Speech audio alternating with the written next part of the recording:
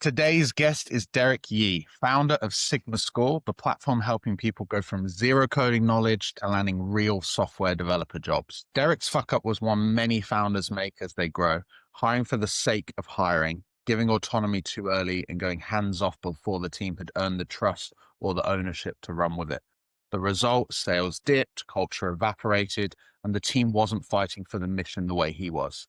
The turning point came when Deric rebuilt around performance, ownership, and the idea that trust isn't given, it's earned. Let's dive into Deric's founder fuck up.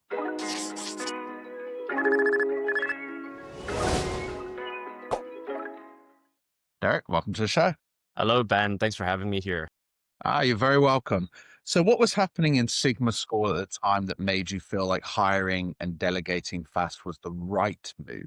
Yeah. So I think with like most founders, after making a little bit of money, you get a bit of profit, you meet a few mentors here and there, and people tell you things like, you gotta delegate, right? As a business, you gotta work on the business, not in the business. You gotta, are you gonna be doing this forever? You're fighting every day, right? So then this got me thinking, yeah, good point. Good point. Makes sense, right? So I was like, okay, so let me think about, building the structures. As a CEO, your job is you gotta hire people, the best, smart people smarter than you and all that, right?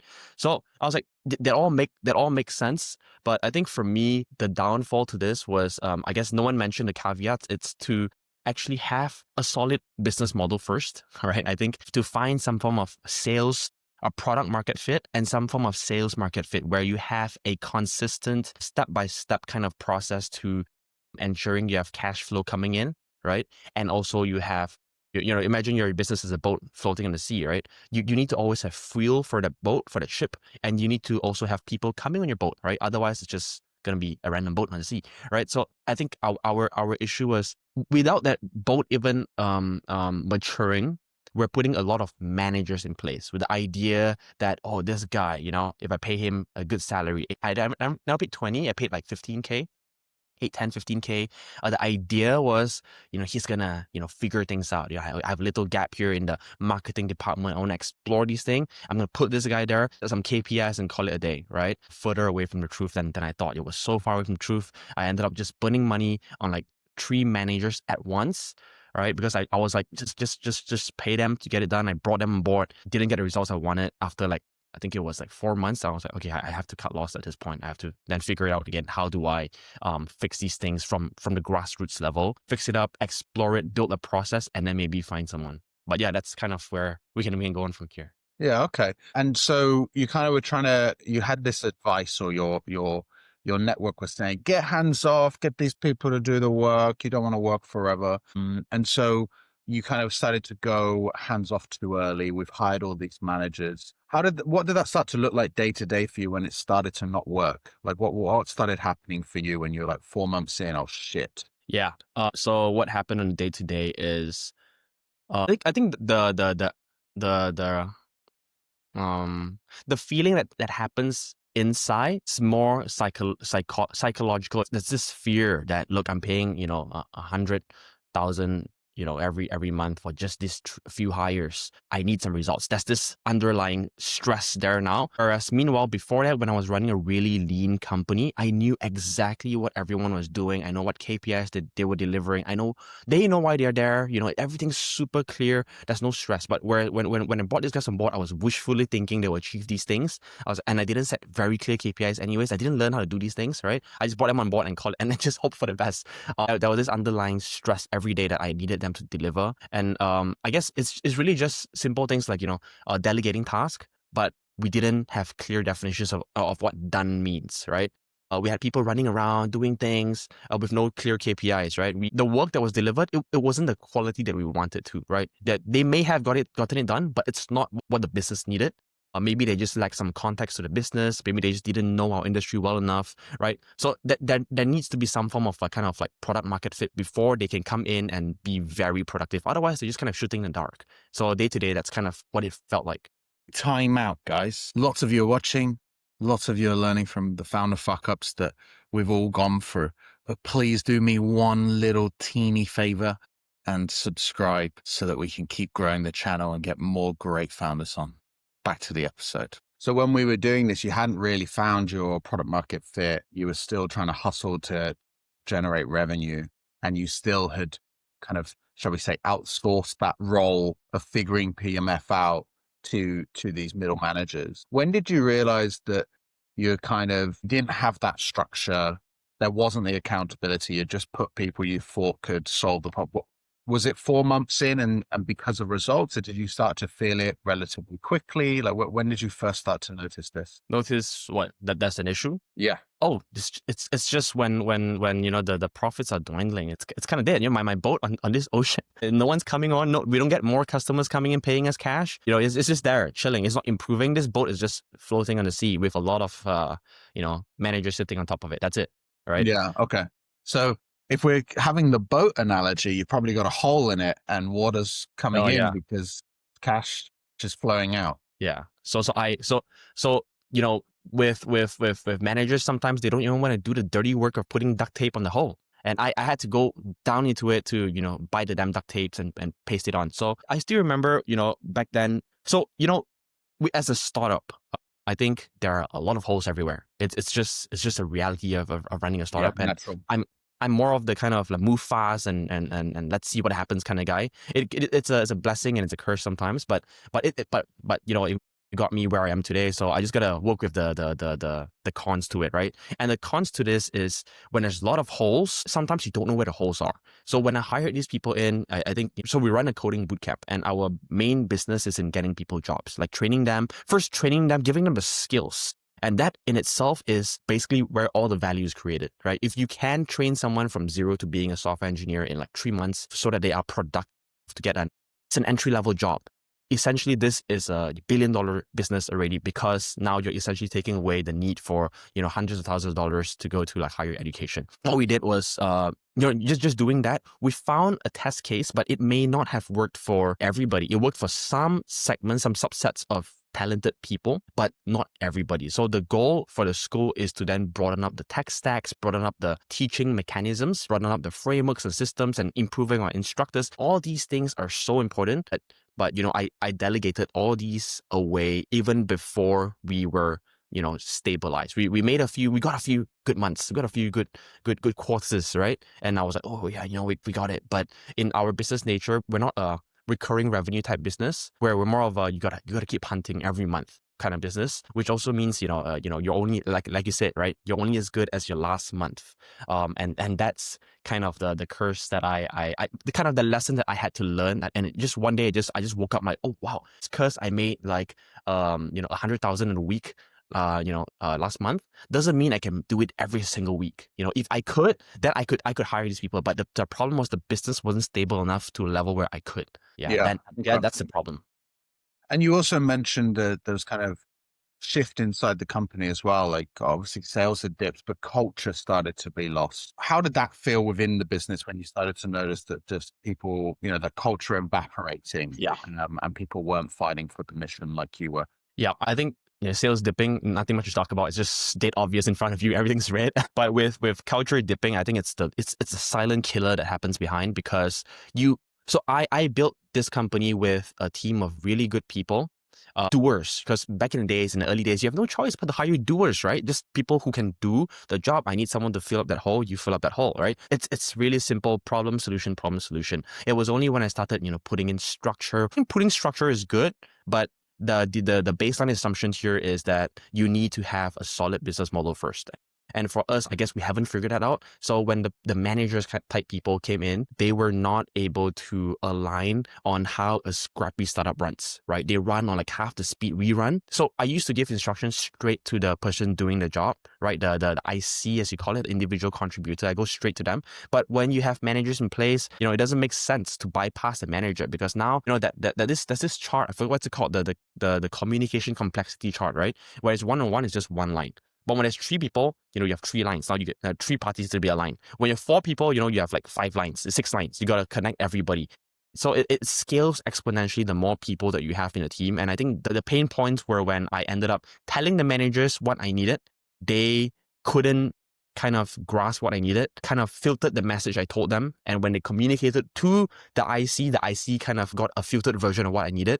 And then, everything became slower. It became wrong. Then after a few months, I was like, this makes no sense. Then I just went straight to the IC again to just go straight to the IC to get the job done. I'm like, then why is this manager here? So that the moment that kind of thought came into my mind, then I was like, yeah, something's wrong here. And that kind of me up. So I mean, as we know, culture drives everything. And what you ended up having then is, we call it in the UK, I'm not sure if it's PC anymore, like Chinese whispers is what it was called when I was growing up, but where like you say something in someone's ear and they go round the circle, and when it gets all the way back to you and they're whispered through all the different people, it's completely different, right? And so you were having all this like communication gap.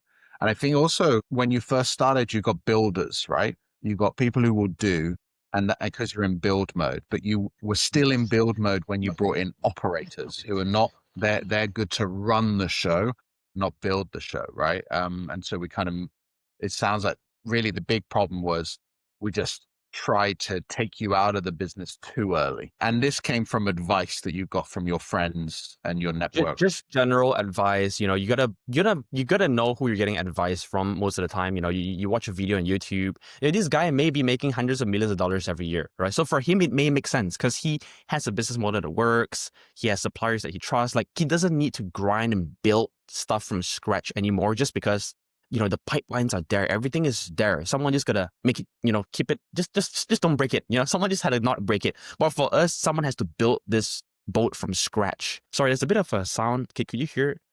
You're good. Keep going. Come on. Okay. Yeah. So just, I think what's more important is in the early days, the builders are the ones who are gonna build something from scratch. It's a very different skill set. I realized a lot of people, once they got into the comfort of corporate, they kind of just lose it. They move slower. They just do the bare minimum. They don't think as much anymore. Like, we need this thing solved. They don't think. They just ChatGPT. I think that's part of the issue here. And builders are so hard to find. Well, corporate jobs are designed to be like that. They're operator roles. I like to refer to the difference between working in a startup and working in a larger business or a corporate.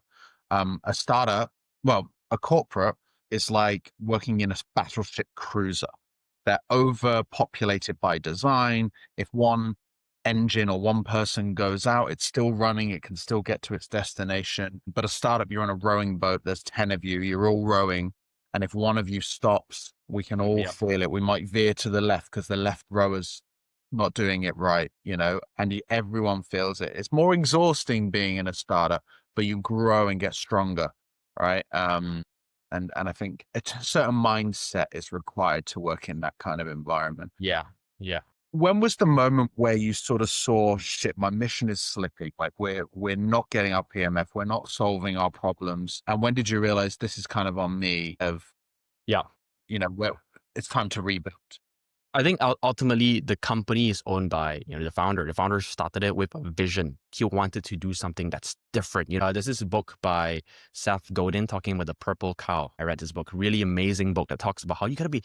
In today's day and age, it's not about advertising and who can shout the loudest anymore. With more and more people getting into business, everything's somewhat getting more and more commoditized. Everything's the same, and then you just go and fight to the lowest price. And for me, when I came in, I wanted to be a bit different, where we offered a money back guarantee if someone didn't get a job. I wanted to innovate in terms of making sure that the certifications that we have, they're not vetted by, instead of getting it vetted by, slow, traditional, higher education level bodies that govern the company, where they make you make the course 3 years and they force you to dump a bunch of useless materials inside. I wanted to just get it approved and vetted straight from the employers themselves, because the employers are hiring. So why not just go straight to them to get it vetted, right? So I had a bit of all these, fun ideas, but ultimately the whole purpose, the just cause of the company is to provide an alternate path to education, one where no one needs to go into debt, one where you can learn a skill in 3 months and then get a job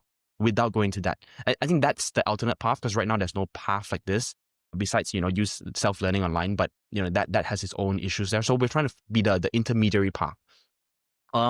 when you don't, and so because it's a bit more different from what people traditionally know, which is like university education or corporate training, or a learning like a video based course, a Udemy course, right? These are the obvious ways to do it. Bootcamp model was still quite new back then, right? And what happened was, if we didn't have that, the just cause of your company, the purpose, the mission, the 10-year goal, your big, hairy, audacious goals. If you don't have these things clearly defined in the early, like when you hire, very naturally people will gravitate towards what's free. Sorry, what's easy. They're gonna very naturally gravitate towards what's easy Path because of least what's resistance. safe. Yes, path of least resistance, because it's safe. That's the safe path, and people take the safe path. They're gonna tell me that, yo, Deric, that company that's worth they're $10 million, they're doing that. Why can't we do that? I'm like, that's not us. You gotta find the niche that you want to play in, and you want to dominate there, right? So I guess these things, it's my fault because I didn't communicate these things, and because I didn't communicate these things, and these things are just in my mind. No one else knew these things, right? I assumed they would have read the website when they were applying the job, because all over the website. But don't assume. you gotta make sure they You know, and you gotta. assume, you make an ass out of you and me. Exactly. Yeah. Precisely. Right. So I think, and it's not also about telling someone something once or twice, because humans, we don't. It applies to all of us. We don't just change when you get feedback once. You got to repeat it 7 times, 10 times.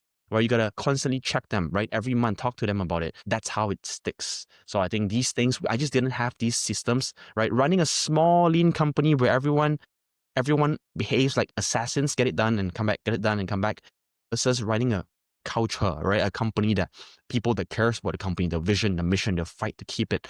It's very different. So I never really learned that part of it. So I'm still in the process of exploring this. And when you realized, this is on me, we need to change, and you kind of talk about, we rebuilt around performance and ownership and the idea that trust is a given. Like, what systems or practices did you start to implement to rebuild that ownership, performance tracking, KPIs, culture, accountability? Yeah, when I first got into this, I think the thing I want to share was when we got the thing that got me implementing this wasn't for sales. In fact, even when sales were dipping, we were still looking into getting hiring partners. So today we have Grab as a hiring partner. We have OCBC. We have quite a few. We have Dobby Queen. We have Zeus Coffee. We have quite a few, kind of blue chip kind of names. So in the early days, I tried looking for people to find these hiring partners for me. So I hired a really good BD guy, a really good partnerships guy, right? But in the end, the person who actually, so it failed. The BD guy failed, right? The partnerships guy failed as well. They just didn't have the tools to do it. They didn't know which companies to go for. They didn't know how to pitch. They didn't know what to do. And I had to just tell them step by step. But in the end, the one who really solved it was an operations guy, a student success type guy who knows the business true and true, right? I just gave him a go and I said, hey, what do you think we need to do next? And he told me himself that we should go for Grab and whatnot, right? And I said, okay, you know what? Here is where we started implementing, the values of the company. What are the values of the company, right? What are the goals of the company? What are your rocks this quarter? Yeah, pretty much these things. I started implementing these things, and then even a student success guy was able to go and close these blue chip names. Before this, remember, those guys who were hired deliberately for this role, they couldn't even get it done. But once we have all these systems and KPI metrics, we broke it down, right? To get this partnership person, who do you need to reach out to? What are your medium of reaching out? Are you going to WhatsApp them? Are you going to LinkedIn them? Are you going to email them? These things, once we designed it, then after that, it's just math from there, putting numbers inside. And I'm a big fan of doing things manually first before automating. I used to be, automate everything. Yeah, you can use Lemlist and whatever, right? But what happened is the moment you automate something, your hands off. So if it screws up, if it hallucinates, you just don't know. And that's why I started getting this guy to just do it manually. Find someone in Grab, right? Just find a hiring manager, ask them. If they can't help you, ask them to revert you to someone who can help you, and slowly work your way up to someone who can make decisions, and then just close them there. So in many cases, there's no secret magic where someone with 3 years of partnerships experience can suddenly help you make it happen. Yes, they may have experience, but you're already paying a premium for it. So if they can't get you the results, then my idea was, they could just get the results anyways. But I was, Yeah, I think that to be accountable, you need to be able to count, right? So if you start to lay it off to automation, you stop counting, you stop your accountability. Yeah. And you mentioned rocks. For those that don't know what that is, can you explain that? And also, because you kind of build out your whole KPI tracking system. What did you use there? You Yeah, had a term that you told me so about. in 2024 or 2023, 24, I think, I came across this thing called EOS, Entrepreneurial Operating System. So I just to clarify, I don't fully use it today because that's a whole story for another day. But I use a big part of it. In fact, I shared this with you as well, Ben, right? So a big part of it would be rock. The rock would be your kind of your must hit target for this quarter. That's your rock. Everyone can have only 1 or 2 rocks, no more than 3 rocks, because then if you're trying to hit everything, you can't hit anything, right? So no more than 3 rocks. And each rock, it has to be set by a SMART goal, right? A SMART goal it's a specific, measurable, attainable, realistic, and timely. There's a time to it as well, right? So by the end of every quarter, this is the thing that you must hit, right? And then we have scorecards, which are weekly numbers that kind of give me an idea of, how things are going. Are students okay? How are the reviews coming along? What's the feedback they've been giving our instructors? How many leads did we get this week? How much money did we spend? The most important 6 to 7 numbers that each person manages on a week-to-week basis. If this week the cost per lead, went up from 50 ringgit to 150 ringgit, someone needs to be notified by it. If this week, one of our instructors screwed up, made some students really angry, someone must be able to be there, accountable to these numbers, student happiness numbers, to make sure that, okay, the alarm is being rang, let's fix it together, right? Yeah, so we implement the rocks, the scorecards. Then we also implemented values, because every company has a different value. Just remember this, right? Every time we hire someone from a different company, they're bringing all the past values that they have gathered in those companies into your company. So they may not know the value in your company, but all they knew was, okay, they may think that, hey, work-life balance is the value in this company. They were working in another company like that, right? And in my company, yes, I believe in integration, not really, it's hard. You got to stop at 8 hours. I believe in loving the things that you're doing. So for someone to come in here, I need to then coach them again in terms of what our values are, and only allow those who are values aligned to join in. I could do the same thing. I could work with someone and literally be myself, and one person would hate me to their wits, but another person would love me and say, Deric, I love the mission. So I'm like, just be myself, but my job is to communicate who I am, communicate my expectations, and then attract the ones who like my vibe. And then imagine building a team full of people who love this vibe. That's when you love working together. Otherwise, one guy will be like, why are you working so much? Right? When the guy is enjoying working, like grinding hard, then that is, stop working so hard. It's just killing. You rather not have him there. Yeah, so I think it's these things, the rocks, the scorecards, the values has to be very clear. And I think this thing, Ben, you mentioned to me, this is thanks to you. You mentioned to write down the behaviors that defines the value. So I slapped the value on, I slapped a definition. I didn't have behaviors. So, like a simple word like be reliable. What the hell does that mean, right? So I think showing 3 or 4 examples of what being reliable means would help everybody be more objective in terms of... Yeah, absolutely. Culture are the behaviors that people do when people are watching, but also when they're not watching, right? That's true culture.